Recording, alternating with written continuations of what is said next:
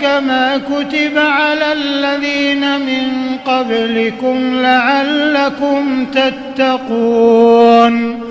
یہ وہ مہینہ ہے کہ جس مہینے میں اللہ تعالیٰ نے قرآن مجید کو نازل کیا کہ روزہ اور قرآن بندے کے لیے قیامت کے دن سفارش کریں گے۔ رسول اکرم صلی اللہ علیہ وسلم نے ارشاد فرمایا من صام رمضان ایمانا، جو ایمان کی حالت میں روزہ رکھے گا اللہ رب العزت اس کے پچھلے گناہوں کو معاف کر دیں گے۔ تو ہمارا سب سے بڑا مقصد اس روزے کے ذریعے وہ تقوی کا حصول ہونا چاہیے کہ یہ تقوی میری اور آپ کی زندگی میں آ جائے، ہم حقیقی معنوں میں متقی بن جائیں۔